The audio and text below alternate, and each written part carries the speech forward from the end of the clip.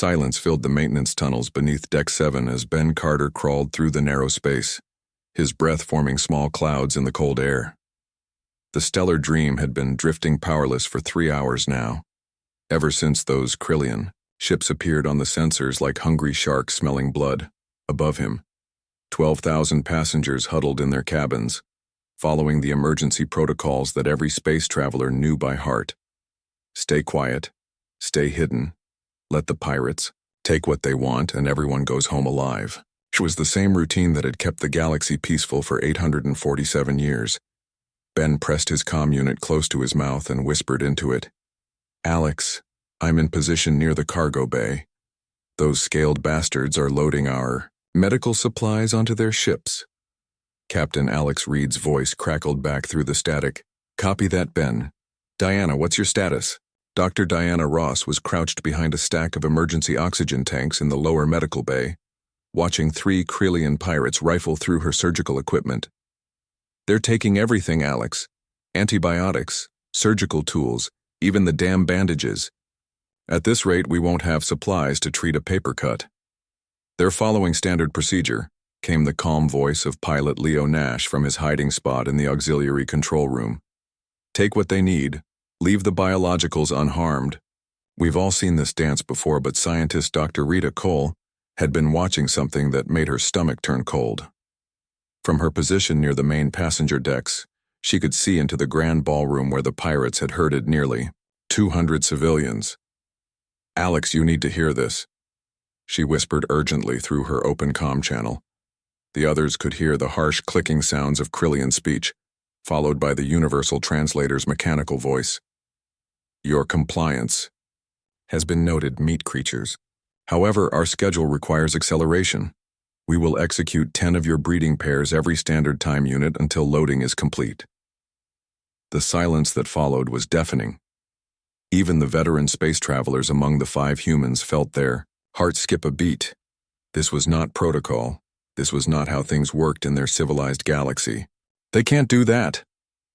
Ben's voice was barely a whisper.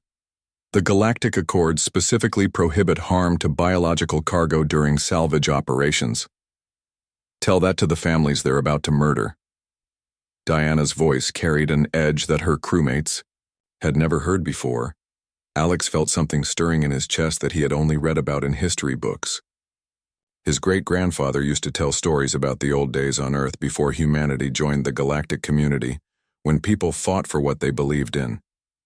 "Rita, how many pirates are in the ballroom?" "I count 15. "But Alex." "What are you thinking? We can't fight them. No one fights anymore. It's been centuries since the last military action in this sector." "Leo, can you access the ship's internal systems from your location?" The pilot's fingers were already dancing over his controls. "Give me 2 minutes and I can control lighting, artificial gravity, even the ventilation system throughout the ship." "But Captain, surely you're not considering—" "Ben, what kind of tools do you have access to in maintenance?" Ben looked around at the various equipment stored in the cramped space. "Plasma cutters, welding torches, high-pressure hydraulic tools, standard repair gear." "Why?" Alex closed his eyes and saw the faces of those civilians in the ballroom. Families who had saved for years just to afford passage on this luxury liner. Children who would never see their home worlds again if those Krillian pirates carried out their threat. "Because Diana is right. We can't just sit here and let them murder innocent people." "Alex," Diana's voice was urgent. "I'm watching them set up some kind of device in the center of the ballroom. It looks like a sonic disruptor. They're really going to do this." The captain of the Stellar Dream felt something ancient awakening in his DNA, something that his species had supposedly evolved beyond. "Everyone listen carefully. I know this goes against everything we've been taught about galactic civilization. I know that violence has been extinct for centuries, but sometimes the old ways are the only ways that work. You want us to fight them?" Leo's voice carried disbelief. "Alex, we're maintenance crew and medical staff. They're trained pirates with military-grade weapons." "No." Alex's voice grew steady and cold. "We're humans, and apparently everyone in this galaxy has forgotten what that really means." Rita was watching the Krillian commander raise some kind of ceremonial weapon toward a terrified family of 4. Whatever we're going to do, we need to do it now. Ben, can you use those plasma cutters to breach the ballroom from below? Already on it, Captain. Give me 90 seconds. Diana, gather every medical stimulant and sedative you can carry. Leo, when I give the word, kill the lights and artificial gravity throughout the passenger decks. Rita, I need you to create as much noise and confusion as possible near the cargo bay. Make them think we're trying to retake the ship's bridge. As the 5 humans moved into position, something remarkable was happening. For the first time in nearly a millennium, members of their species were preparing for combat. Their hearts raced with an adrenaline response that other galactic species had genetically removed from their biology. Their minds sharpened with tactical thinking that no other civilization had needed for 8 centuries. The Krillian commander was counting down in his clicking language when Ben's plasma cutter suddenly erupted through the ballroom floor and the same instant, every light on 3 decks went out and gravity disappeared. Screams and confusion filled the air as Rita triggered every alarm and emergency beacon she could find. What happened next would be talked about in hushed whispers across 47 star systems. As the Krillian pirates floated helplessly in the darkness, 5 humans moved through the chaos like apex predators. Ben's plasma cutter sliced through, scaled hide as easily as through metal. Diana's medical injectors delivered fatal doses of stimulants directly into alien nervous systems. Leo controlled the environment itself, crushing pirates against bulkheads by manipulating artificial gravity. Alex moved through the floating bodies like a ghost, using improvised weapons and bare hands with an efficiency that would have impressed his warrior ancestors. Rita combined her scientific knowledge with primal fury, turning cleaning chemicals into makeshift weapons that dissolved Krillian respiratory systems. In less than 10 minutes, it was over. 200 Krillian pirates lay dead throughout the ship, killed by methods that no galactic civilization had seen for nearly 1,000 years. The 5 humans stood among the carnage, breathing heavily, their clothes torn and stained with alien blood.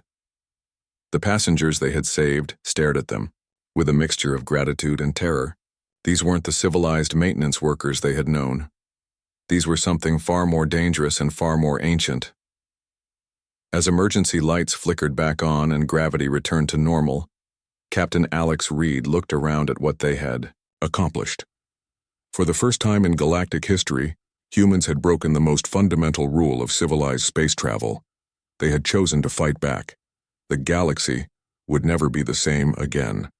The courtroom on Nexus Station buzzed with nervous energy, as delegates from 47 different star systems packed every available seat. Never in the 800-year history of the Galactic Tribunal had a case drawn such massive attention. Reporters from across the galaxy transmitted live feeds to billions of viewers who couldn't believe what they were witnessing. In the defendant's dock sat 5 humans, their hands bound with energy shackles designed for the most dangerous criminals. In galactic history, Captain Alex Reed, Engineer Ben Carter, Medic Diana Ross, Pilot Leo Nash, and Scientist Dr. Rita Cole looked strangely calm for beings facing potential execution. Their composure unnerved the alien spectators who whispered among themselves in dozens of different languages.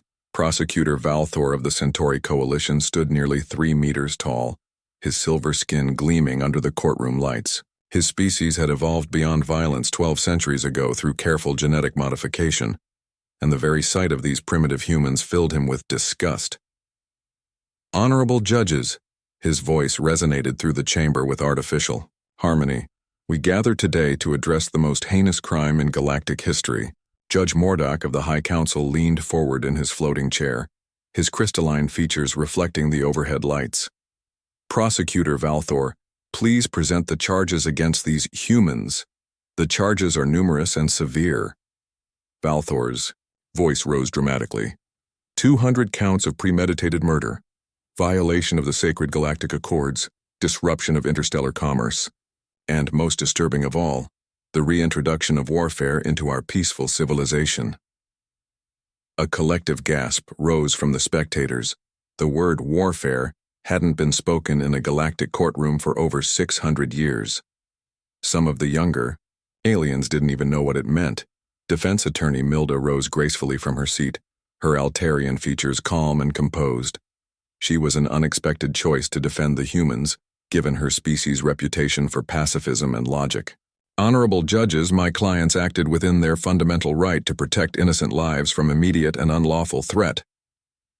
Unlawful threat? Valthor scoffed. The Krillian Syndicate was conducting a standard salvage operation according to established protocols. The biological cargo was never in genuine danger. Tell that to the 200 civilians who were moments away from execution. Milda's voice carried uncharacteristic emotion. The Krillian commander had already begun. Countdown procedures for mass murder. Judge Torval, a massive creature covered in bioluminescent scales, spoke in his deep rumbling voice. Counselor Milda, even if the threat was real, the defendants had numerous non-violent options available.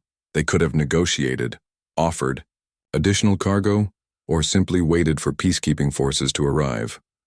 Alex Reed suddenly stood up in the defendant's dock, his energy shackles crackling.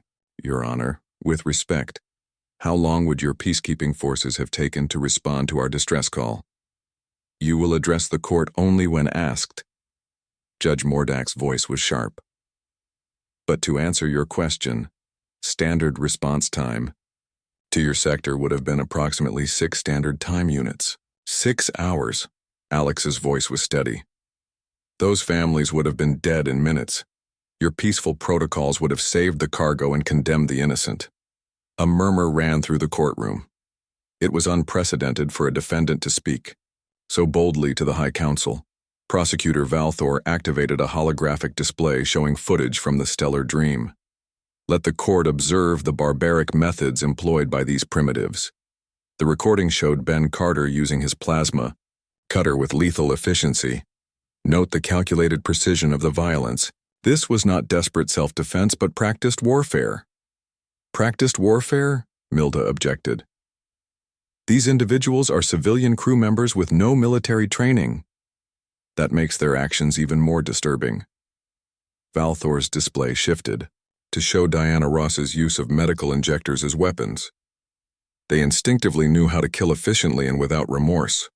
What does this say about their species? Dr. Rita Cole spoke up from the defendant's dock. It says we're survivors. It says we haven't forgotten that sometimes violence is the only answer to violence. Silence, Judge Torval boomed. Dr. Cole, your outburst will be noted in the record. But Rita wasn't finished. Your Honor, my colleagues and I underwent psychological evaluation after the incident. The results showed something your prosecutors don't want to admit. What results? Judge Mordak asked, despite himself. We showed no signs of trauma or guilt. From our actions, our stress levels actually decreased after eliminating the threat to those civilians. What does that tell you about human psychology? The courtroom erupted in shocked chatter. Several alien delegates could be seen frantically consulting their datapads and whispering to their aides. Milda seized the moment. Your Honors, I would like to call an expert witness, Professor Keldan from the Xenobiology Institute at Altair Prime. An elderly Altarian scientist took the witness stand, his long silver hair flowing behind him. I have studied human biology and psychology for 37 years, he began. What we witnessed aboard the Stellar Dream was not an aberration, but a fundamental aspect of human nature. Explain, Judge Mordak commanded. Humans are the only known species in the galaxy that has not undergone genetic modification or neural conditioning to remove aggressive tendencies. While the rest of us evolved beyond violence through technology or selective breeding, humans retained their original survival programming. Prosecutor Valthor objected. Are you suggesting that humans are inherently violent and therefore unsuitable for galactic civilization? Not unsuitable, Professor Keldan corrected. Uniquely capable. Every other species in this courtroom would have stood by helplessly while innocent beings were murdered. Only humans possessed both the capability and the will to act. But at what cost? Valthor demanded. 200 beings are dead because these humans chose violence over diplomacy. 200 pirates are dead. Alex Reed corrected from the defendant's dock. 200 murderers who threatened innocent civilians. If that makes us monsters in your eyes, then perhaps your civilization needs monsters. The silence that followed was profound. For 800 years, the galaxy had known peace through compliance and negotiation.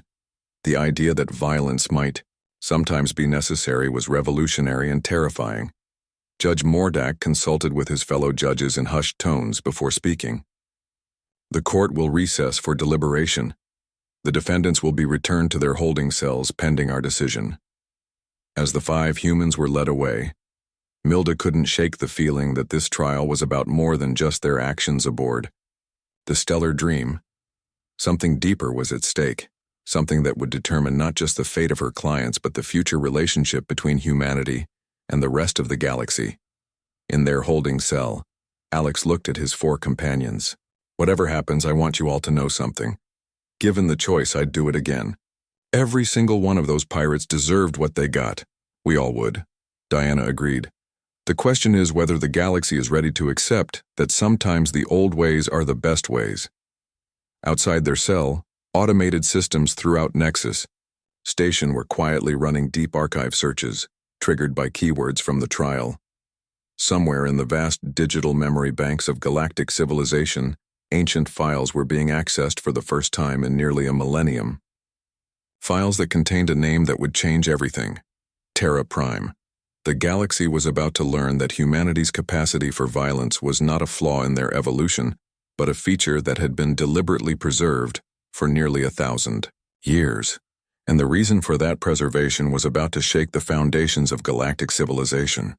Deep within the quantum cores of Nexus Station, artificial intelligences that had slumbered for nearly 1,000 years suddenly stirred to life. The keyword search triggered by Dr. Rita Cole's testimony about human military history had reached into the deepest, most restricted archives of galactic civilization. Files sealed since the Great Peace began downloading themselves into active memory banks across 17 star systems. Archive keeper Zilmoth felt the tremor through his neural interface before the warning lights began flashing throughout the Ancient Records division. His insectoid features twitched with concern as data streams that hadn't been accessed in 900 years suddenly blazed to life. Computer, identify the source of this archive breach. Archive access triggered by testimony reference to species. Designation, human, subsection, military capacity analysis. The AI's voice carried an odd resonance that Zilmoth had never heard before. Cross-referencing with historical records of extinct species designation, Terra Prime. The name hit Zilmoth like a physical blow. Terra Prime was a legend, a cautionary tale told to young civilizations about the dangers of unchecked aggression. But they were supposed to be extinct, vanished from the galaxy over a millennium ago. Computer. Display Terra Prime historical summary. The holographic display that materialized made Zilmoth's compound eyes dilate with terror. Ancient star charts showed massive territories colored in blood red, spanning nearly a third of the known galaxy. Military records detailed conquest after conquest, with Terra Prime forces overwhelming established civilizations using tactics that seemed impossible to counter. Species classification, Terra Prime. The computer continued. Designation, Apex, Predator, Threat Level, Extinction Event, Status, Presumed Extinct, Standard Year 1423, Archive Security Level, Maximum Containment. But there was more. As the files continued downloading, Zilmoth saw references to something called the Omega Protocols! His hands shook as he accessed files that no living being had read for centuries. The Terra Prime Contingency Plan appeared in glowing text above detailed schematics. In the event of Terra Prime return or discovery of surviving populations, the following automated defense systems shall activate immediately. Across 17 different star systems, ancient defense satellites that had orbited dead worlds for 900 years suddenly powered up. Automated weapons platforms built into asteroid fields began targeting scans. Military installations that had been converted to museums started running diagnostic checks on weapon systems that museum curators didn't even know existed. Back in the courtroom, Professor Keldan was still giving his testimony when his personal datapad began flashing with urgent messages from the Altarian Science Council. His expression changed from calm academic interest to something approaching panic. Professor Judge Mordak noticed the disruption. Is there some difficulty? Your Honors, I'm receiving urgent communications from multiple scientific institutions across the galaxy. Keldan's voice was unsteady. They're reporting massive activation of ancient automated systems that have been dormant for nearly a millennium. Prosecutor Valthor was about to object when his own communication device began chiming with emergency alerts. Similar devices throughout the courtroom were lighting up as news of the system activation spread.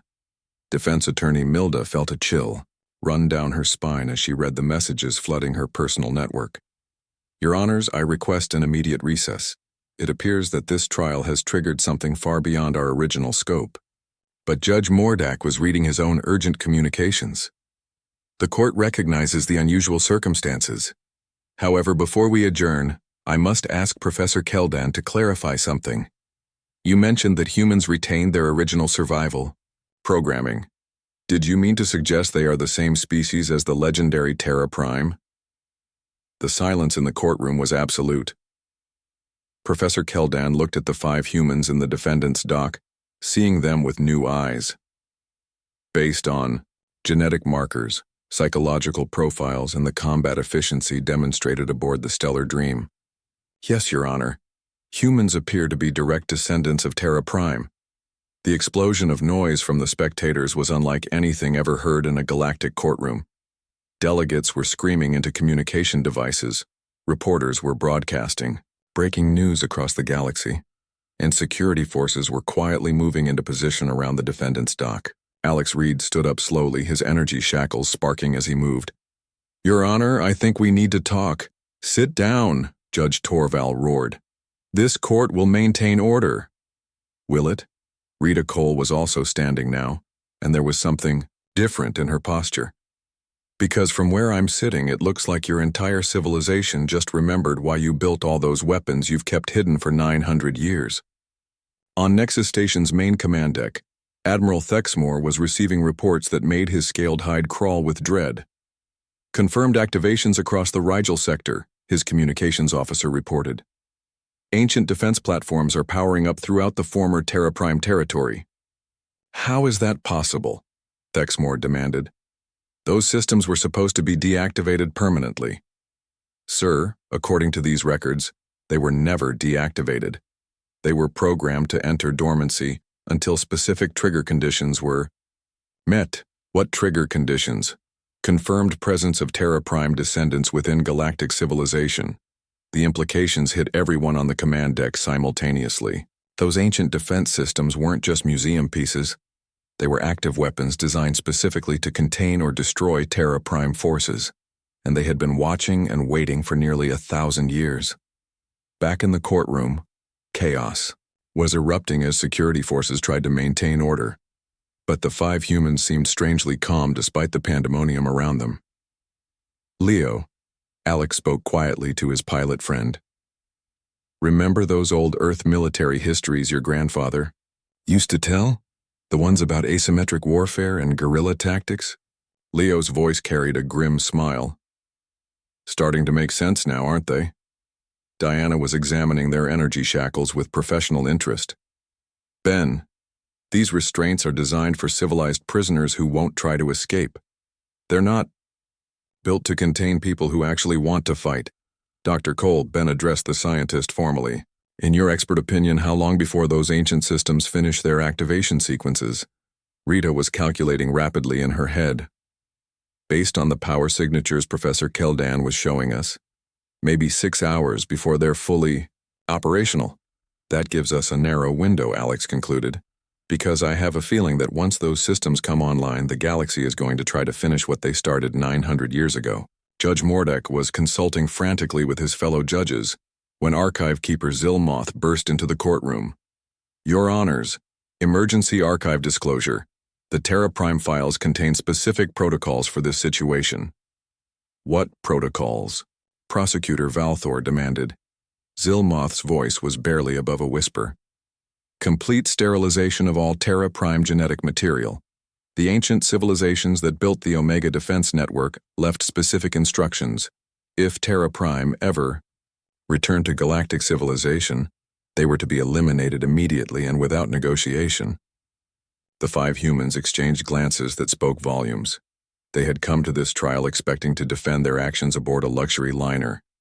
Instead, they had just learned that their entire species was marked for extinction by weapons systems that had been waiting centuries for this moment. Alex Reed looked up at the judges with something that might have been amusement. "Your Honors, I believe this changes the nature of our legal proceedings. We're no longer defendants in a criminal trial." "Then, what are you?" Judge Mordak asked, despite himself prisoners of war. Alex replied calmly, "And according to those same galactic accords you're so fond of citing, prisoners of war have certain rights." As if to emphasize his point, explosion alarms began sounding. Throughout Nexus Station, the ancient defense systems weren't just powering up, they were beginning to target anything with human genetic signatures. The trial of the century had just become the opening battle of a war that the galaxy had thought ended 900 years ago, and this time the Terra Prime descendants weren't going to disappear quietly into extinction. Smoke filled the corridors of Nexus Station as emergency klaxons wailed throughout the massive structure. The prisoner transport had been ambushed just 40 minutes after leaving the courtroom, but not by rescuers. Krillian Syndicate revenge squads had infiltrated the station using maintenance tunnels that security forces didn't even know existed. "Move faster," Diana Ross shouted as she dragged the wounded transport guard toward an emergency medical station. Their energy shackles had been destroyed in the initial explosion, leaving the 5 humans free but trapped in a battle zone that was rapidly becoming a slaughter. Ben Carter pressed himself against a bulkhead as plasma bolts sizzled past his head. "These aren't random pirates," he called out to Alex. "They're organized military units using coordinated assault tactics.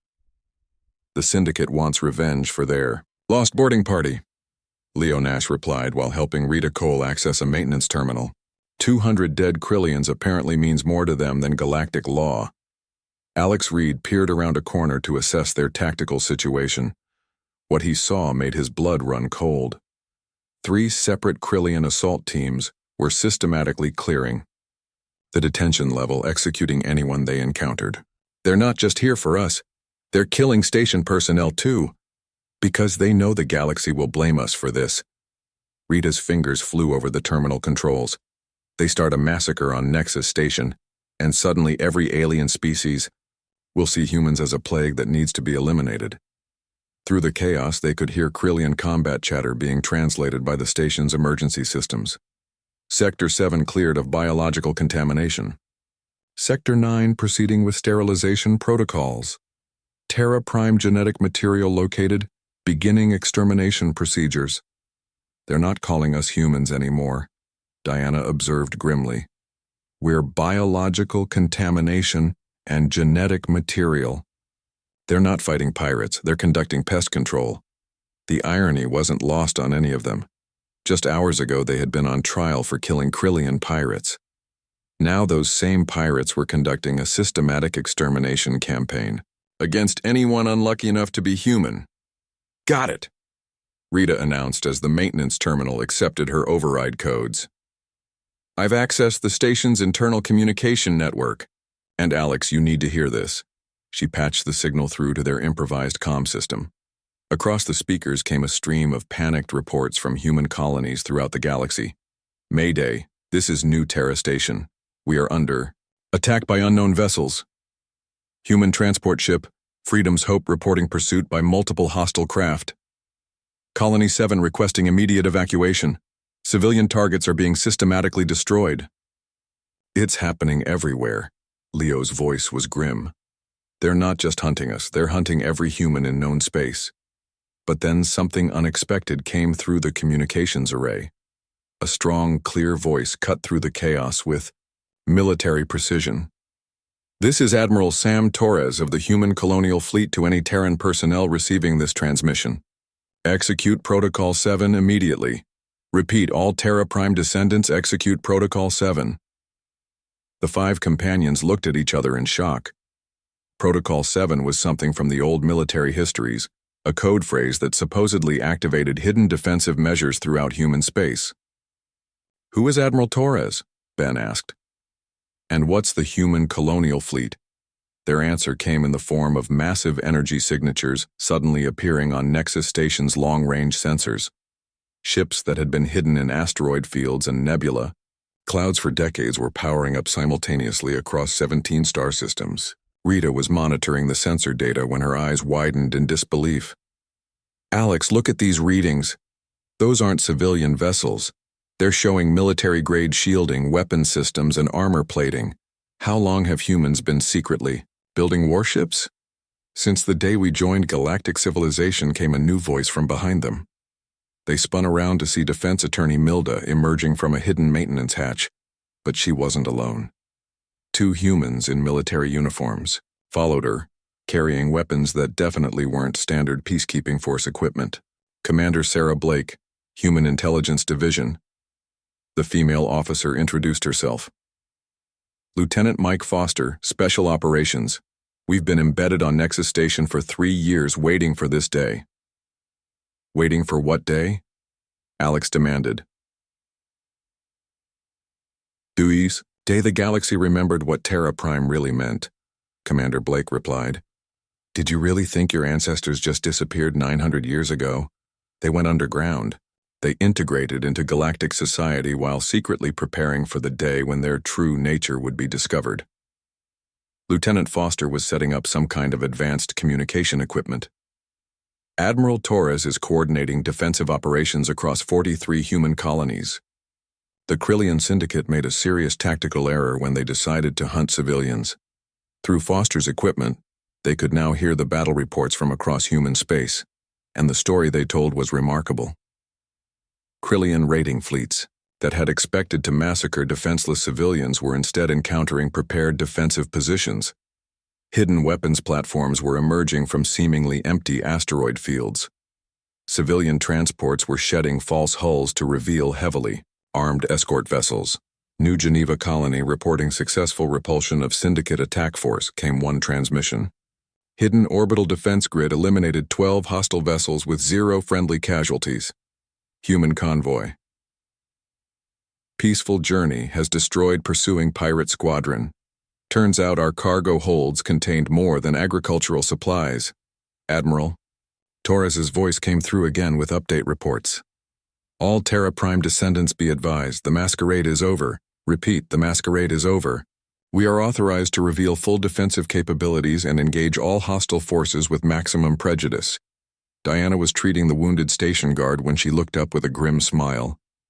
"Maximum prejudice. I haven't heard that phrase since my grandfather's war stories." "Your grandfather?" Commander Blake asked. "Colonel Richard Ross, 3rd Terra Marine Division." Diana replied proudly. "He always said the galaxy would learn to regret underestimating human determination." The sound of approaching combat boots echoed through the corridor as a new Krillian assault team moved toward their position. But instead of the fear they had felt earlier, the 5 humans now felt something different. They felt the awakening of instincts that had been dormant for centuries. "Ben, how familiar are you with shaped charges?" Lieutenant Foster asked as he distributed advanced weapons to the group. "More familiar than any civilian should be," Ben admitted with a dangerous grin. "Rita, can you calculate blast patterns for confined space combat?" "Already working on it," she replied, her scientific mind adapting to military applications with frightening ease. "Leo, ever flown anything more aggressive than a transport shuttle?" "Not officially," Leo's smile suggested otherwise. "But I may have logged some unofficial hours in vehicles that weren't quite civilian grade." Alex looked around at his 4 companions and realized something profound was happening. They weren't maintenance crew and medical staff anymore. They were becoming what their ancestors had always been, warriors. "Commander Blake," he said formally, "what are our orders?" "Survive the next 6 hours until the fleet arrives," she replied, "and show these Krillian bastards why the Terra Prime name used to inspire terror across the galaxy." As the enemy assault team rounded the corner, they found themselves facing not frightened civilians but 5 humans who had just remembered their true heritage. The battle that followed would be recorded in galactic military archives as the moment when humanity stopped pretending to be civilized. The hunters had indeed become the hunted. But they had forgotten one crucial detail about Terra Prime descendants. They were apex predators who had never really lost their edge. They had just been waiting for the right moment to show their claws. The war room aboard the Valdorian flagship Eternal Dominion hummed with tension as representatives from 12 major galactic powers gathered around the holographic display. Fleet Admiral Kextalen's forearms gestured at the tactical readouts, showing human defensive positions across 43 star systems. The situation is far worse than our initial projections indicated. How is this possible? Demanded Chancellor Veltara of the Altarian Republic. Our intelligence reports showed humans as a primitive spacefaring species with minimal military capabilities. Our intelligence was deliberately deceived. Admiral Kextalen's voice carried bitter recognition. These Terra Prime descendants have been preparing for this confrontation for 9 centuries. Every human colony, every trading post, every civilian vessel was part of an elaborate deception. The holographic display shifted to show real-time battle footage from the Rigel sector. What should have been a simple police action against isolated human settlements had turned into a nightmare. Krillian attack fleets were being systematically destroyed by weapons platforms that appeared from nowhere. Human ships that looked like civilian transports were revealing hidden armaments that rivaled military cruisers. The Syndicate has lost 60% of their operational fleet in just 8 hours, reported Intelligence Coordinator Zephron. They're requesting immediate military support from all allied forces. And they'll get it, growled General Thakmor of the Tyrillian War Council. This Terra Prime resurgence threatens every civilized species in the galaxy. We cannot allow these barbarians to re-establish their ancient empire. But even as the alien leaders planned their response, events were spiraling beyond their control. On Nexus Station, the 5 human heroes had done more than just survive the Krillian assault. They had turned the station into a fortress, using their intimate knowledge of maintenance systems and emergency protocols. They had trapped entire enemy squads in sections that could be flooded with toxic gas or subjected to crushing gravitational fields. Sector 12 secured, Ben Carter reported as he sealed another group of Krillian soldiers in a cargo bay. These idiots keep trying to use standard boarding tactics against people who built this place. Rita Cole was coordinating with human intelligence networks across the galaxy, her scientist's mind proving remarkably adaptable to military logistics. Alex, we're getting reports that the ancient defense systems are targeting more than just humans. They're beginning to classify anyone who helps us as Terra Prime sympathizers. How many allies do we have left? Alex asked as he monitored the station's external sensors. More than you might expect, came Admiral Torres's voice through their secure communication link. Turns out a lot of alien species are getting tired of the Galactic Council's idea of peace through submission. The Nexari Trade Federation just declared neutrality and opened their space lanes to human vessels. 3 minor species have offered us sanctuary worlds. Diana finished treating the last of the wounded station personnel and looked up with satisfaction. The medical bay is now fully operational and staffed with volunteers from 6 different species. Amazing how quickly people choose sides when they see who's actually trying to protect civilians. Leo had taken control of the station's traffic management system and was coordinating the arrival of human reinforcements. Admiral, we've got civilian evacuation ships incoming from the outer colonies. They're carrying families but also some very interesting cargo manifests. What kind of cargo? Admiral Torres asked. The kind that goes boom when you need it to. Leo replied with a grim smile. Turns out mining explosives and terraforming equipment make excellent improvised weapons when properly motivated. But the real shock came when Rita accessed the deepest levels of the ancient archive system. Alex, you need to see this. I've found the original Terra Prime military databases. They weren't just warriors, they were the galaxy's peacekeepers. They protected smaller species from aggressive empires and maintained trade routes against pirate fleets. What happened to them? Ben asked. They were betrayed. Rita's voice was filled with cold anger. The same species that are hunting us now. United against Terra Prime because they were tired of being held accountable for their actions. The Great Peace wasn't the end of warfare, it was the end of justice. The implications hit all of them simultaneously. For 900 years, the galaxy had enjoyed peace because there was no one left to enforce moral behavior. Pirates operated freely as long as they followed certain protocols. Corrupt governments oppressed their people without fear of intervention. The strong preyed on the weak because the Terra Prime peacekeepers were gone. Admiral Torres, Alex spoke into the communication system. Permission to address the human fleet. Granted, Captain Reed. You've earned the right to speak for all of us. Alex's voice carried across 43 star systems to every human vessel, every hidden base, every family huddled in protective shelters. My fellow descendants of Terra Prime, the galaxy wants us to disappear quietly so they can return to their comfortable injustice. They want us to accept extinction so they don't have to face accountability for 9 centuries of moral cowardice. Through their communication network, they could hear cheers and battle cries from human forces across known space. They think we're the monsters, Alex continued. They think we're the ones who threaten galactic peace, but we know the truth. We're not here to conquer. We're here to restore what should have never been abandoned. We're here to remind the galaxy that justice sometimes requires strength. On a dozen different worlds, human defensive forces were proving that their ancestors' legacy lived on. Agricultural colonies revealed hidden starfighter squadrons. Mining operations unveiled orbital weapon platforms. Even civilian families were demonstrating tactical knowledge that would have impressed professional military units. The Centauri Coalition is mobilizing their full battle fleet, Rita reported. They're calling this the Terra Prime emergency and demanding immediate galactic response. How many ships are they bringing? Diana asked. Everything they have.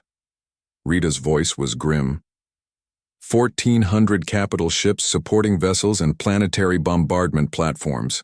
They're not planning to capture us, they're planning to sterilize every world with human genetic material.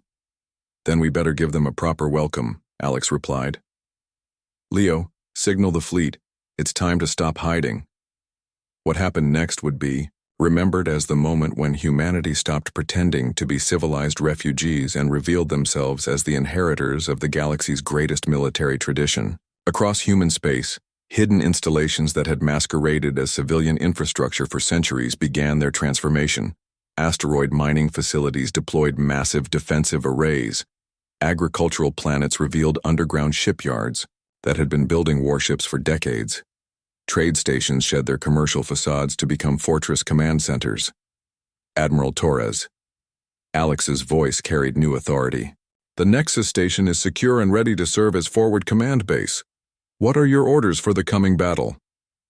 Prepare for the largest space battle in galactic history, the Admiral replied. Because in approximately 18 hours, every major alien power is going to learn why the Terra Prime name used to mean something.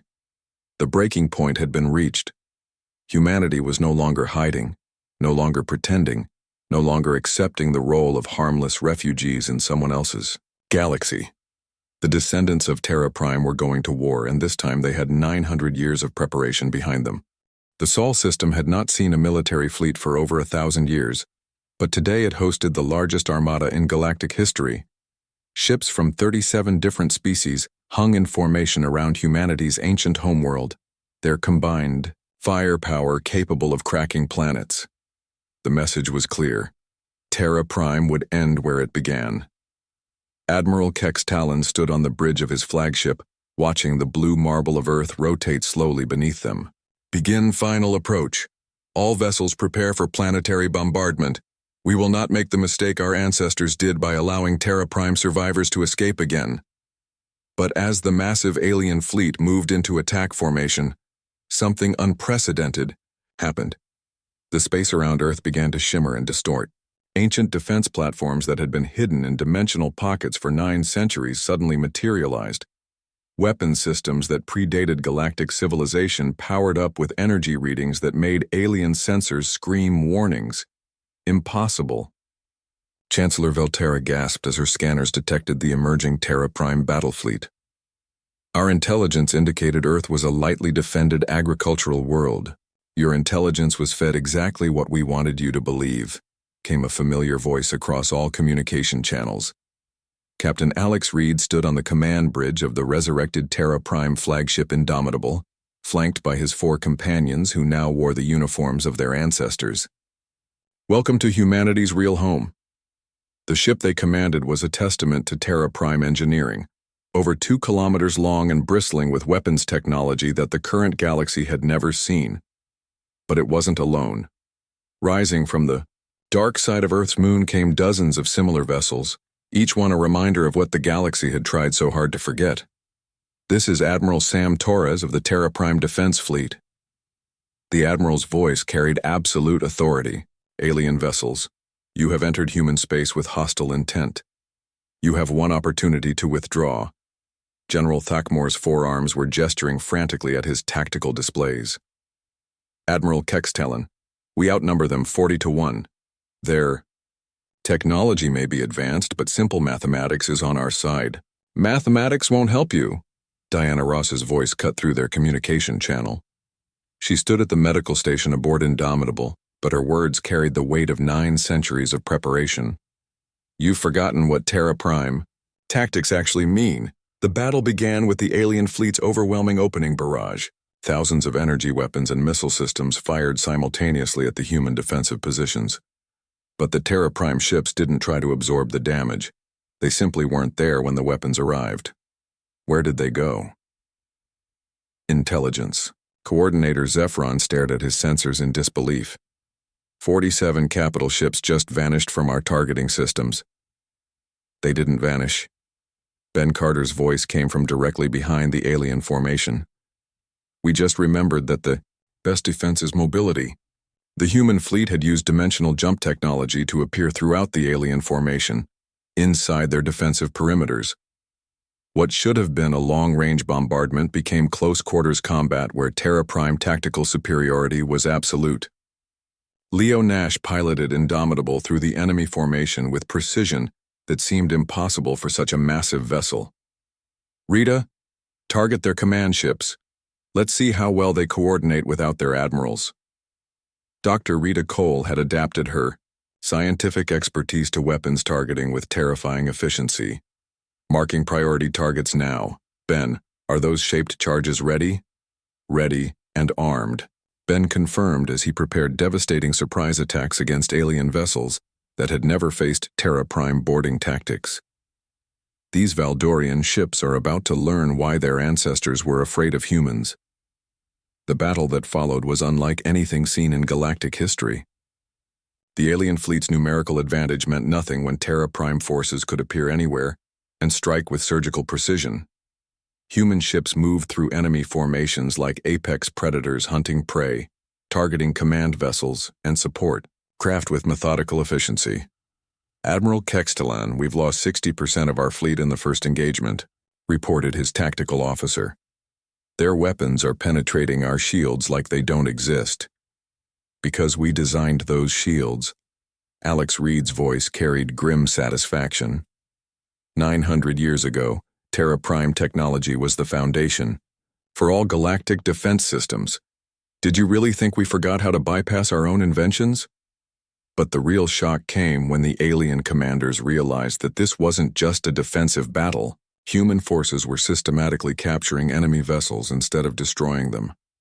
Terra Prime boarding parties were taking control of alien ships with tactics that seemed to anticipate every defensive measure. Chancellor Veltara, the humans, aren't trying to kill us. Admiral Kextalen's voice carried confusion and terror. They're taking prisoners and capturing our technology. Because this isn't about revenge, Admiral Torres explained as human forces completed their encirclement of the remaining alien fleet. This is about restoration. You came here to commit genocide. We're here to restore order. Within 4 hours, the largest military operation in galactic history was over. The mighty alien armada that had come to destroy humanity now floated powerless in Earth orbit, their crews confined to their quarters, while human prize crews took control of their vessels. Diana had converted the Indomitable's medical bay into a treatment center for alien wounded, demonstrating the same efficiency in saving lives that she had shown in taking them. Amazing how quickly they cooperate when they realize we're not going to execute them. Rita was analyzing captured alien technology and shaking her head in disappointment. 900 years of technological development and they've barely improved on Terra Prime designs. They've been coasting on our ancestors' innovations this entire time. Leo was coordinating the captured fleet's movement toward Earth orbital, stations that had appeared from dimensional storage. Alex, where did all these installations come from? They've been here the whole time, Alex replied, as he watched human engineering teams begin retrofitting alien vessels. Hidden in folded space, waiting for the day when Terra Prime returned. Our ancestors never intended to stay extinct forever. Ben was examining the captured alien command codes and grinning. With these access protocols, we can shut down those ancient defense systems throughout the galaxy. No more automated weapons targeting human civilians. Within days, representatives from across the galaxy were arriving at Earth, not as conquerors, but as supplicants. The species that had united to destroy humanity now found themselves facing a restored Terra Prime that held every strategic advantage. The new Galactic Council convened in Geneva, in the same building where humanity's ancestors had once signed peace treaties. But this time, Captain Alex Reed and his 4 companions sat at the head of the table, representing not a defendant species, but the galaxy's new protectors. The age of peace through weakness is over, Alex announced to the assembled delegates. The galactic accords that protected pirates and oppressors are hereby dissolved. Humanity will write new laws based on a simple principle. The strong protect the weak, not prey upon them. Diana addressed the medical and humanitarian aspects of the new order. Any species that threatens civilians will face Terra Prime justice. Any government that oppresses its people will be held accountable. The galaxy will have real peace, not just the absence of accountability. Rita presented the technological sharing agreements that would benefit all species willing to accept human protection. Terra Prime knowledge will be shared with civilizations that demonstrate moral behavior. We're not here to rule through fear, but through earned respect. Leo coordinated the new defense networks that would protect legitimate trade and exploration. Human patrol fleets will maintain order in space lanes and protect peaceful vessels from piracy. Crime will no longer be profitable. Ben outlined the reconstruction efforts that would restore justice to worlds that had suffered under the old system. Every species will have the opportunity to thrive under Terra Prime protection, but that protection comes with the responsibility to protect others in turn. The galaxy had indeed learned the hard way that humans don't obey rules, they make them. But they also learned that when humans make rules, those rules are designed to protect the innocent and punish the guilty. The descendants of Terra Prime had returned not as conquerors, but as the guardians their ancestors had always been. And this time, they would not be deceived into disappearing again. The stars themselves seemed brighter knowing that justice had returned to the galaxy, carried by 5 humans who had chosen to fight rather than submit, and who had reminded the universe that sometimes the old ways are the best ways.